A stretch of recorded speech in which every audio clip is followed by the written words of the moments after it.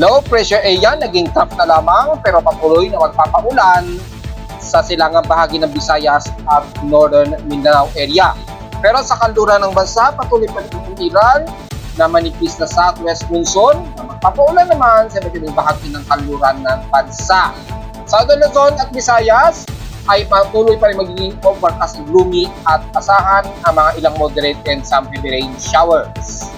Nalalabi ng Luzon nakakaranas ng katamtaman at alis nga panahon dahil sa may umiiral pa rin na istalis na magdudulot ng ilang maalinsangan sa ilang bahagi ng Caraga at bandang Isabela ngayong maghapon. Active na geomagnetic field, inaasahan ngayong araw, posible pa ito umabot sa minor to moderate na G1 geomagnetic storm.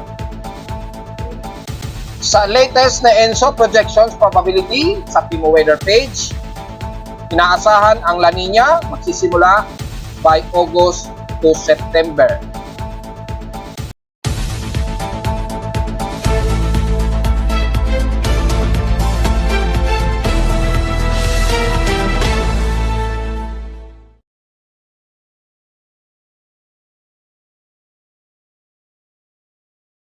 Hello, good morning mga folks. Welcome po muli sa ating daily weather bulletin at analysis para sa araw ng Martes, June 11, 2024. Ang oras nating boss point may maga ay alas 9:40 na ng umaga. Medyo hazy po tayo, overcast and gloomy po ang umiiral dito sa amin sa Caloocan at since kanina ay nagkaroon ng medyo mataas na haze ang sa paligid namin sa Caloocan. Kaya sa mga kababayan natin, medyo magmas po tayo dahil posible itong nasa bog ng bulkan, posible kay Bulkan Taal, or maaari na ding dulot lamang ng thermal inversion kaya hindi agad nakaka-desaturate yung pollution natin dito sa city. So mas maganda magmas na lang po tayo dahil naiipon po yung air pollutant dito sa lower ground natin sa paligid. Sa lowest temperature na tala, naka-weather station, kaninang 4:32 AM, nakapagtala kami ng lowest of 26.8 degrees Celsius. Tapos nakapagtala kami ng at least nasa 34.3 degrees Celsius na medyo mataas na temperatura kahapon ito ng hapon at 2:07 PM. Ibig sabihin lamang ay nasa 48 degrees Celsius ang aming heat index na naitala namin sa Caloocan. Pero sa PH extremes in past 24 hours naman, nangunguna naman sa napakataas na air temperature ang NAIA o Ninoy Aquino International Airport na nasa 36.2 degrees Celsius ang naging temperatura kahapon sa kanila. Sa lowest temperature naman sa Baguio City, almost stationary at 18 degrees Celsius na pinakamababang temperatura. Sa ilon na naman ng Surigao, nakapagtala sila ng 42.2 mm na total rainfall. Well, epekto yan ng low pressure area na ngayon ay dinisolve na ng aking tropical cyclone at sector. Pero kahapon, nakapagtala kami ng total of 10.5 mm na total rainfall kahapon. Pero medyo bandang hapon, gabi na ito kami inulan kahapon. Now, at least umabot pa rin ng 10.5 mm. Isolated rain showers po ito. So, in 7 days, nakapagtala na kami ng total of 72.6 mm na total rainfall. Kaya sa buwan ng June, nasa 86.4 mm na po ang aming total rainfall. So halos mabilis ang paghabol sa year difference from average for the month of June. So medyo maganda-gandang balita yan mga folks. Samantala, may iba tayo. Meron tayong stage weather status kasi. Pagkat minor to moderate ito at na-report ko na nga rin po kahapon at unexpected. Huling report nito kaninang 5:55 AM oras ito sa Pilipinas ay may extended warning kagad na possible geomagnetic KP index na maaaring lumagpas ng 4 o 4 index. Well, na-report ko na rin yan since kahapon unang isang araw na inaasahan in 2 days na po ay aasahan nga po ang pagtaas ng ating geomagnetic field na posibleng nga po umabot ng moderate or kung di man sa active na geomagnetic field to 4.67 o G1 geomagnetic storm. Sa solar radiation forecast natin in 2 days, hanggang June 12 po ay nasahan na bababa din ito, pero ngayong araw nasa 50%. Pero nasa bababa ito ngayong araw dahil medyo kumakalmado na ang ating Go Solar Photon Packs naman. Medyo mataas na lamang ng konti yung 10 MeV o magneto electron volts. Mega electron volts rather, yung ating proton flux unit. So inasahan ngayong araw nasa 15% at inaasahang bukas nasa 25% na lamang ito. Sa ating radio blackout, inaasahan pa rin in 3 days, maglalaro sa 70% to 50% ang magiging R1 o R2. So, minor to moderate ito na posible. Dahil medyo active pa rin yung area na ito, at least yung region 2697 na pagpapatuloy ng aktibidad.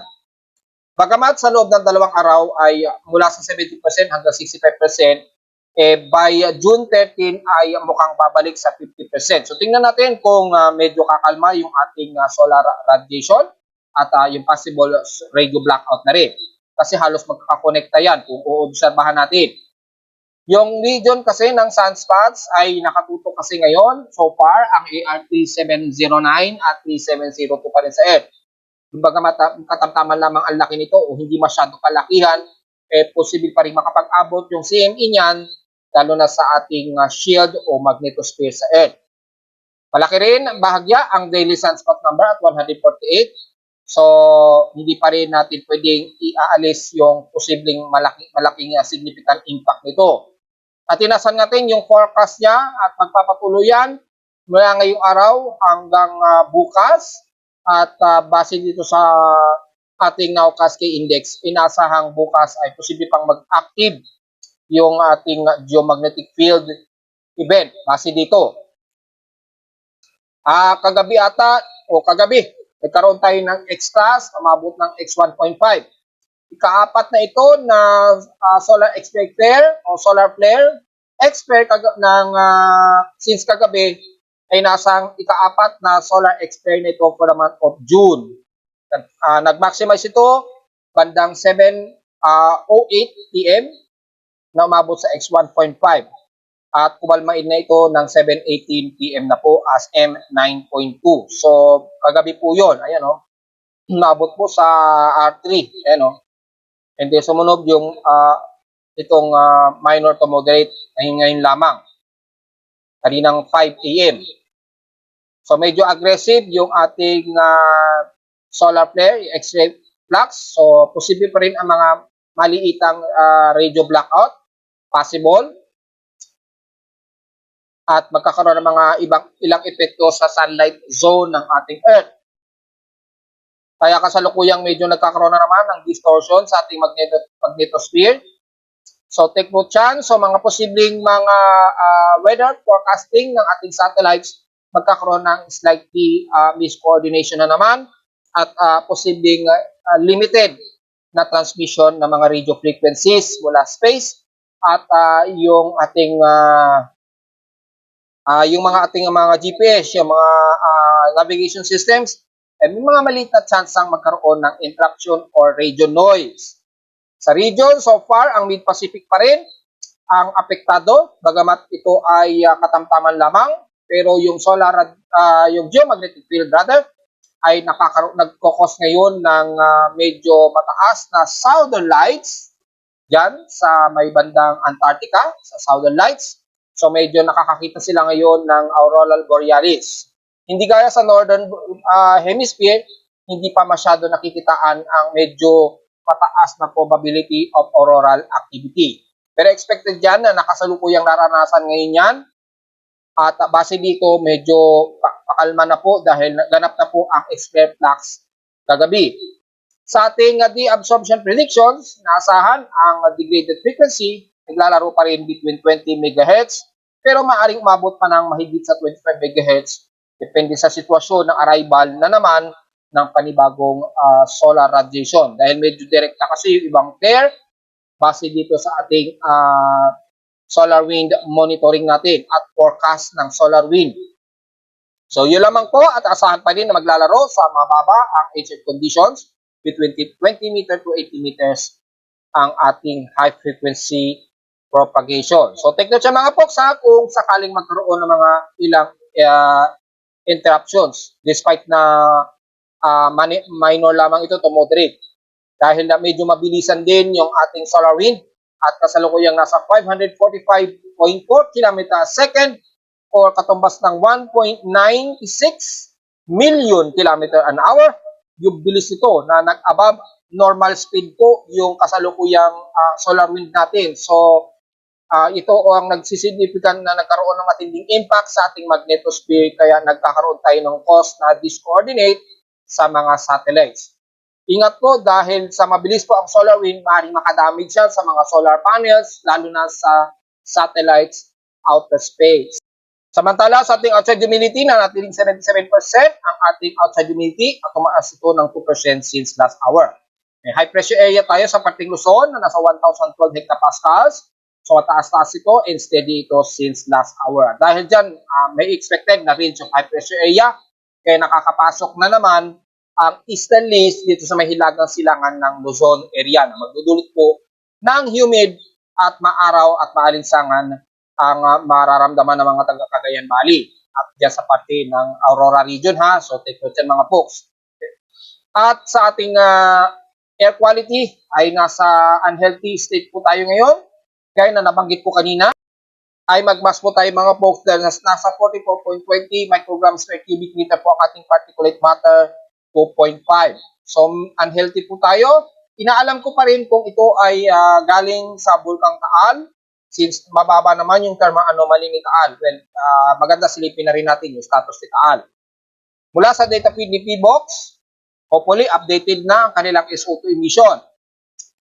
Wala naman daw na itala na volcanic earthquakes. At since June 10, mababa naman yung SO2 emission niya at 2,470. So mahina-hina po yung SO2 emission. Pero nakapagtataka na nagkakaroon ng pataas na particulate matter. So sabi ko nga, maaaring hindi galing kay Bulkang Taal ito o maaaring nagkaroon lamang ng trapping dahil sa thermal inversion. So malinaw yan mga folks ha. At kung titingnan natin sa ating satellite imagery ng thermal MODIS, wala naman masyadong anomaly na nakikitaan kay Taal. So, wala kasing active na si Katemi, so hindi natin makita yung live ng CCTV. Kung titingnan naman natin sa ating CIMMS cloud imagery and dust heights, yun, may bahagya lamang na on monitoring pero wala namang masyadong mataas na dust height monitor o nakikita ng CIMMS. Wala naman po masyado. So wala tayong magiging problema, maaaring yung nagdudulot lamang na unhealthy air pollution, dulot lamang ng thermal inversion o yung ating air pollution dito sa baba, natatrap, hindi kaagad nakakaangat. Kaya yung most of pollution galing sa mga sasakyan o pabrika ay nagko-concentrate dito sa ating lower ground. So magmas po tayo mga folks, just in case. Sa ating kamanak, sumikat ang haring araw kaninang 5:26 AM at inasang lulubog ito mamayang 6:25 PM. Ang pag moonrise naman, rather, na nasa 20% illuminated na po yung waxing crescent. Makikita na siya mamayang gabi upon moonset o bago lumubog ang araw dahil ito ay kasisikat pa lamang ngayon at 5 degree elevation. Kasisikat lamang nito kanina lamang na 9:36 AM at inasang lulubog naman ito mamayang gabi na at 10:39 PM. At sa ating local weather outlook para ngayong Martes at Miyerkules, inasa magiging klaro daw ang himpapoid natin. Pero may mga ilang maulap at asahan pa rin ng mga localized thunderstorms. Kaya sinabi dito na clearing o medyo clear ang himpapoid natin, maaaring dyan sa bahagi nga po ng northern Luzon, dyan sa may bandang Cagayan Valley. Dahil nga po may namumuo dyan na easterlies area at kasabay din na medyo mataas ang ating atmospheric pressure. So, inasahan pa rin ang localized thunderstorms, especially sa hapon po. So, take note dyan. Kaya nasa 100% chance pa rin na tayo ay uulanin. Bukas, ganun din, magiging maulap daw ang ating maghapon na may mga localized thunderstorms pa rin. Pero maglalaro sa 58 to 60% chance ng pag-ulan. Highest and lowest temperature expected ay nasa 34 degrees Celsius and lowest temperature expected ay nasa 27 to 28 degrees Celsius. Kamustahin naman natin yung status ng ating ENSO.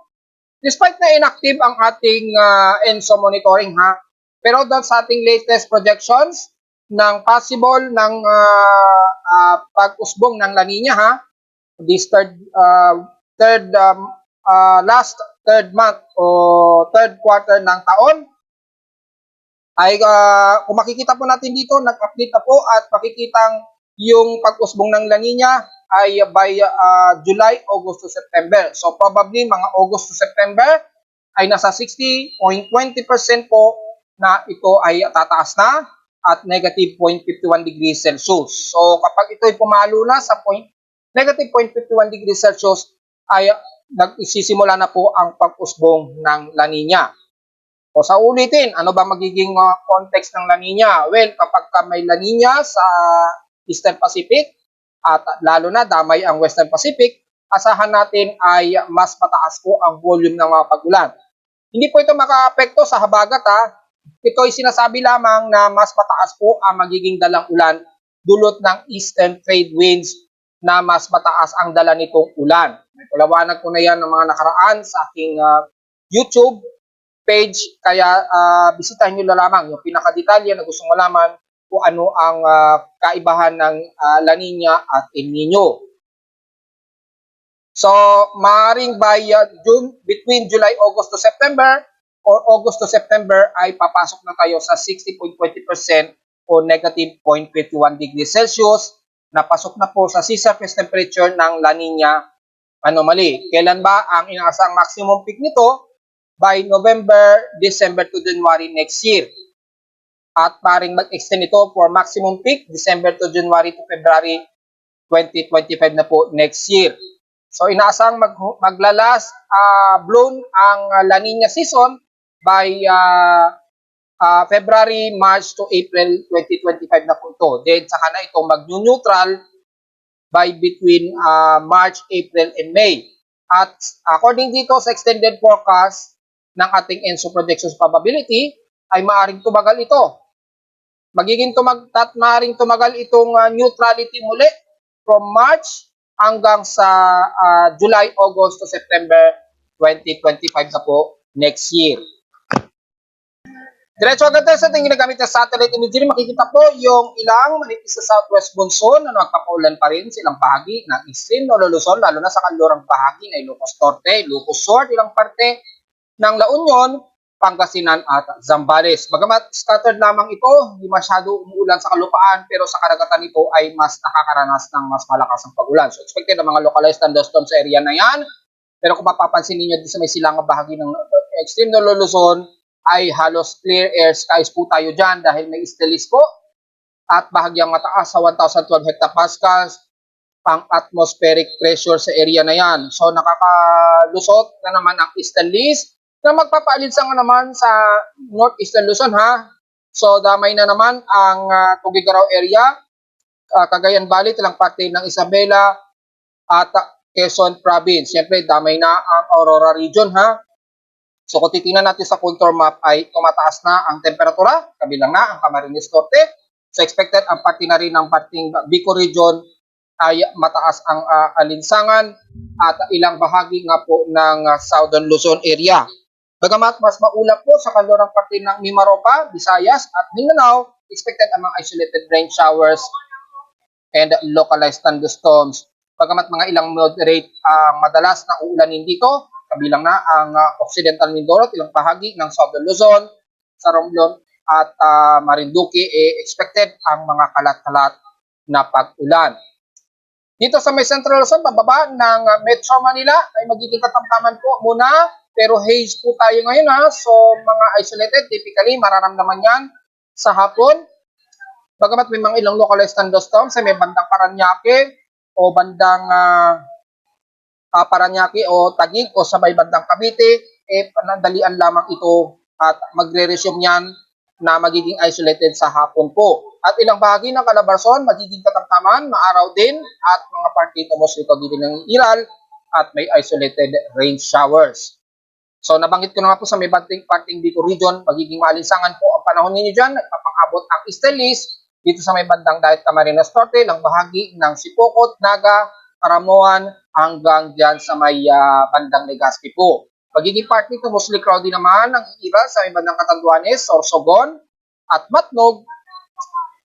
Maliit lamang ang mga tsansa sa ngayon ng mga isolated rain showers. Maaari sa hapon magkakaroon ng pagpasok o dahil nasa at least 25% ang tsansa ng ulanin, maaaring pumasok ito pero mga ilang light to moderate showers lamang. Sa Visayas naman, ang silangang bahagi ng Eastern Samar, Leyte, papasok na yun ng Central Visayas, nakakaranas pa rin kayo ng mga ilang kalat na pag-ulan at may mga trough cluster pa rin dyan dahil po sa remnants ng low pressure area na na-dissolve na nga po ayon sa aking tropical cyclone sector. Kaya ang bahagi ng Tacloban at buong bahagi ng Leyte, kabilang na ang buong Samar region, makakaranas pa rin kayo ng mga ilang kalat na pag-ulan, ilang partly tumusiko din po ang iiral hanggang sa bahagi niya ng Salcedo at yan Eastern Samar at sa Leyte naman hanggang bandang Maasin City. Sa bandang Cebu, ang kalimitan nakakaranas ng mostly cloudy, ilang kalat na pag-ulan, ang parte ng Bantayan, Bogo hanggang Danao. Sa Bohol naman ang buong Trinidad, Talibon, Laping Island hanggang dyan sa may Hagna. Siyempre, magpapakabot yan sa buong Tagbilaran, Bohol, ang mga ilang kaulapan at isolated rain showers, lalo na sa hapon. So hanggang kanlurang bahagi ng Visayas, bagamat katamtaman, pero magiging part dito mostly cloudy ang most naiiral at isolated light rain showers. Sa Mindanao naman, ang parte ng Surigao del Norte hanggang bahagi ng Caraga area, ay magiging part dito mostly cloudy at ilang isolated rain showers sa parte ng Dinagat Island, Surigao City, Siargao Island, pababa na yan ng bandang Butuan, Damay na, at hanggang Camiguin Island. And the rest ng Caraga hanggang dyan sa bahagi ng Davao Region, katamtaman po klaro ang himpapuwid ninyo at magiging moderate ang lagay ng inyong panahon. So medyo maaraw at maalinsangan ang maaasahan ninyong panahon dyan dahil sa medyo walang masyado at medyo klaro po ang himpapawid ninyo dyan. Isolated rain showers lamang pagdating po ng hapon o sa gabi ang iiral, kabilang na ang parte ng Sorsogon area, Maguindanao at papasok na yan ng Zamboanga Peninsula na magiging part ito mostly cloudy din. Isolated rain showers na nakataas sa 44% ang chance daw na uulanin according sa aking automated forecast daily o 3-day to the weather forecast ng Zamboanga Peninsula. So medyo mataas po ang magiging temperatura dyan ngayong tanghali. Pero pagsapit ng hapon, medyo magiging maulap at mga isolated rain showers po.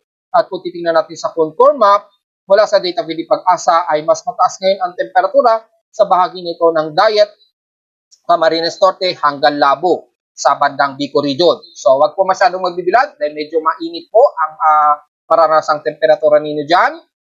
At ingat sa biglaang pag-ulan pagdating po ng hapon o ng gabi. Dako naman tayo sa ating tropical cyclone sector monitoring.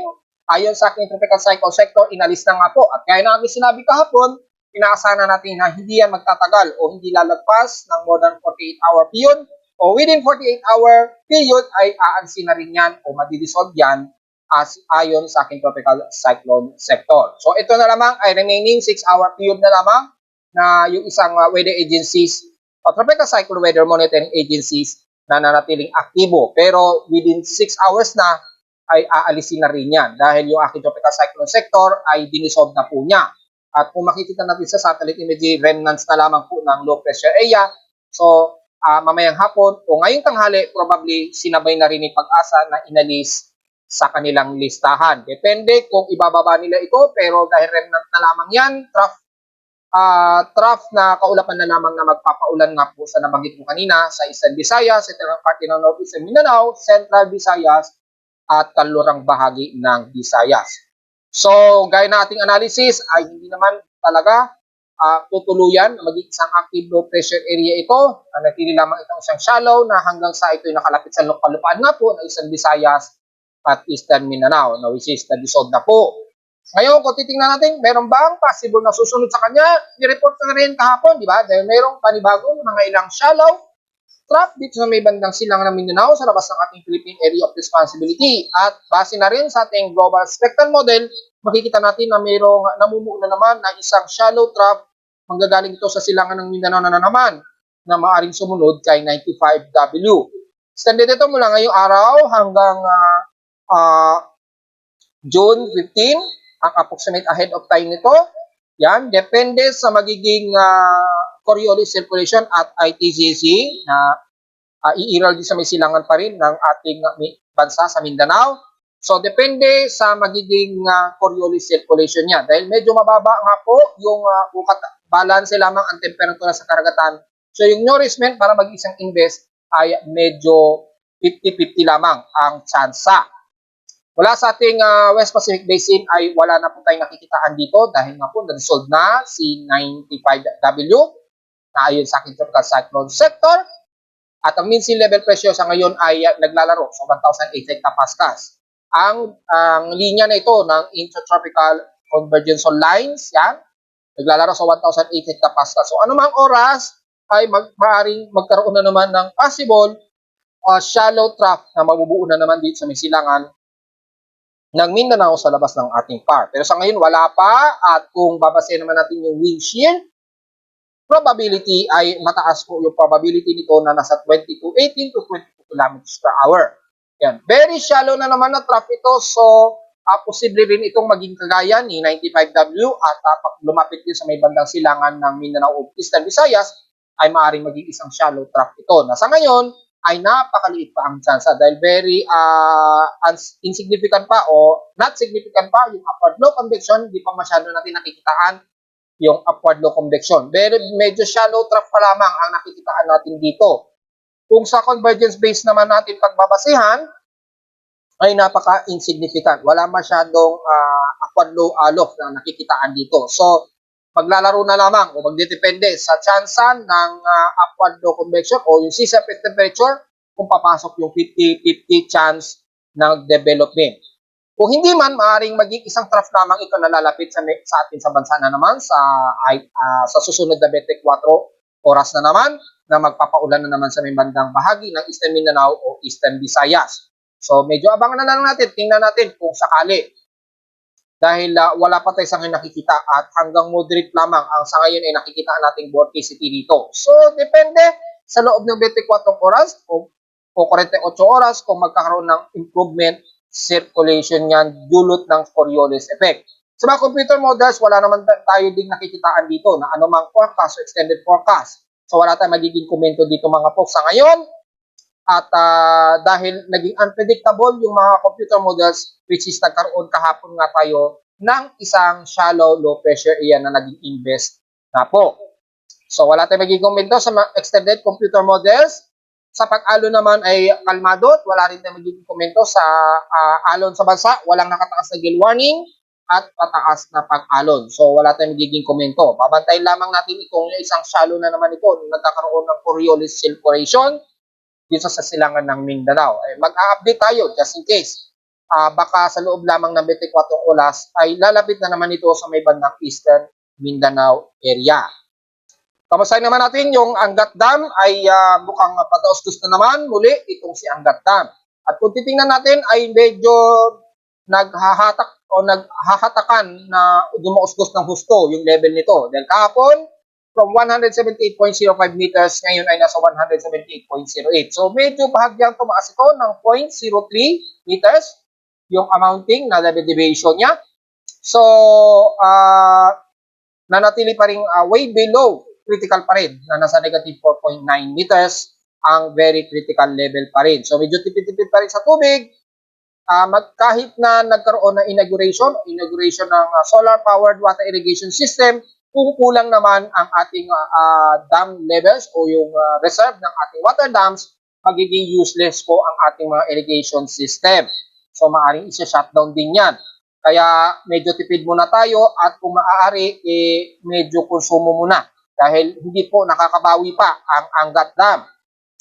Hindi gaya ni La Mesa Dam at Magat Dam, medyo nakaka-recover itong si Magat Dam. Ayan medyo nakaka-recover ito si Magat Dam. Pero pagdating kay Angat, ay patuloy pa rin ang pagbulusok nito, pababa.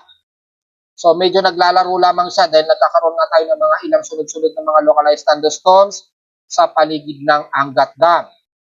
Sa ating possible general flood advisories, nakataas pa rin ang buong Visayas area, ilang bahagi ng Zamboanga Peninsula at northeastern Mindanao na naka-red general flood warning advisory. Bagamat trough lamang ito at mga typically moderate showers, ay maaring aalisin na rin yan ni Pag-asa na naka-danger level sa red flood warning. Pero at least mayroon tayong idea ng mga possible potential na uulanin lalo na ngayong maghapon o gabi.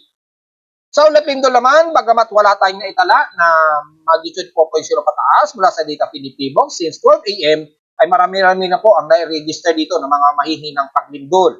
Kung titingnan natin, ang huli nito ay bandang Surigao del Sur pa rin. So yanigin talaga ang lugar na ito. Ingat sa mga kababayan natin sa mga taga Surigao del Sur o Surigao o buong Caraga area. Kung titingnan naman natin yung historical earthquake data para ngayong araw at sa buong unang second week hanggang second week ng June 2024. Kung nakakailang lindol na po tayo. Nasa 429 total earthquakes na po tayo. 420 dito is magnitude 2.0 pataas. Siyam na po ang ating magnitude 4.0 pataas. At so far, wala naman tayo naitala na magnitude 5.0 pataas sa anumang panig ng bansa.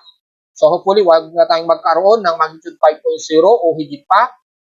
Manatili na lamang sa mga mahihinang paglindol na lamang para at least medyo okay po yung development ng ating ekonomiya dahil medyo sad-sad po ang ating ekonomiya at turismo sa bansa. So kung madadagdagan pa tayo ng mga paglindol na malalakas, mukhang makakadamage yan sa ating tourism recovery at sa economic recovery natin. So hopefully, wag natin ipapawalang bahala na yung mga paglindol binabaliwala lamang. Maging mapagmatsig pa rin tayo at maging alisto po. Lalo na sa mga earthquake-prone areas ng Eastern Mindanao at Davao Region lalo na. At sa may bandang Eastern Visayas. Sa may bandang Luzon naman, sa may parteng kanluran naman ng Luzon, medyo marami-rami na rin ang mga mahihinang pagyanig hanggang sa may bandang Batangas. So take note dyan mga folks. At narito naman natin 3D 20 weather forecast para sa araw ng Martes, June 11, 2024.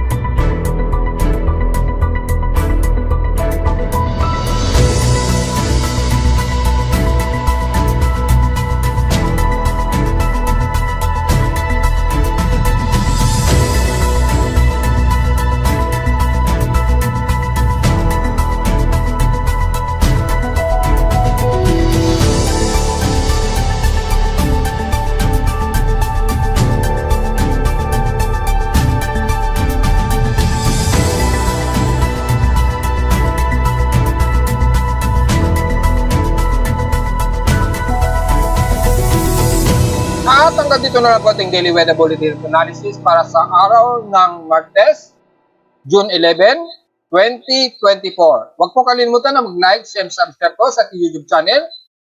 At visit naman anytime sa aking website at www.primoweather.com para sa mga gusto pang malaman ang ibang detalye na hindi natin na-report ngayong umaga. At take note po yung ating current condition. Meron tayong haze po ha. So bantayin natin baka yan ay zabog or mula sa abon ng bulkan.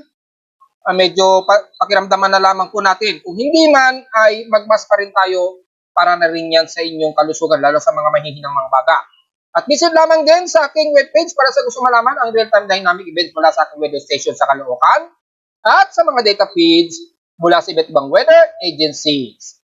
Maraming salamat po mga folks at magandang araw po sa ating lahat.